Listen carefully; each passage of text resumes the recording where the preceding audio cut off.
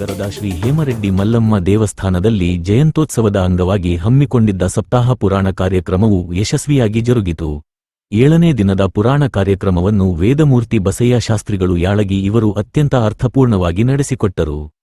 ಇಂದಿನ ಪುರಾಣ ಪ್ರವಚನದಲ್ಲಿ ಶಾಸ್ತ್ರಿಗಳು, ಮಲ್ಲಮ್ಮ ತಾಯಿಯು ತನ್ನ ಅತ್ತೆಯ ಮನೆಯಲ್ಲಿ ಅತ್ತೆ ಮತ್ತು ನಾದಿನಿಯರಿಂದ ಅನುಭವಿಸಿದ ಕಷ್ಟಕಾರ್ಪಣ್ಯಗಳನ್ನು ಎಲ್ಲವನ್ನೂ ಸಹಿಸಿಕೊಂಡು ಗಂಡನ ಮನೆ ಹಾಗೂ ತವರು ಮನೆಗೆ ಕೀರ್ತಿ ತಂದ ವಾವನ್ನು ಸವಿಸ್ತಾರವಾಗಿ ಬಣ್ಣಿಸಿದರು. ಅಲ್ಲದೆ ಮಲ್ಲಮ್ಮನ ಜೀವನದಲ್ಲಿ ನಡೆದ ಹಲವಾರು ಪವಾಡಗಳನ್ನು ವಿವರಿಸಿ ಭಕ್ತರಲ್ಲಿ ಭಕ್ತಿಭಾವ ಮೂಡಿಸಿದರು. ಈ ದಿನದ ಕಾರ್ಯಕ್ರಮದ ವಿಶೇಷ ಆಕರ್ಷಣೆಯಾಗಿ ತಾಳಿಕೋಟಿಯವರೇ ಆದ ಚಿತ್ರಕಲಾ ಶಿಕ್ಷಕ ಶ್ರೀ ಬಸವರಾಜ್ ದೊಡಮನಿ ಅವರು ಕೇವಲ 8 ನಿಮಿಷಗಳಲ್ಲಿ ಮಲ್ಲಮ್ಮ ತಾಯಿಯ ಸುಂದರವಾದ ಭಾವಚಿತ್ರವನ್ನು ರಚಿಸಿ ನೆರೆದಿದ್ದ ಎಲ್ಲರ ಗಮನ ಸೆಳೆದರು ಮತ್ತು ಮೆಚ್ಚುಗೆಗೆ ಪಾತ್ರರಾದರು. 7ನೇ ದಿನದ ಪುರಾಣ ಕಾರ್ಯಕ್ರಮದ ಪ್ರಸಾದ ಸೇವೆಯನ್ನು ಶ್ರೀ ಬಸನಗೌಡ ಮಾಲಿ ಪಾಟೀಲ್ ಹಾಗೂ ದಂಪತಿಗಳು ವಹಿಸಿಕೊಂಡಿದ್ದರು.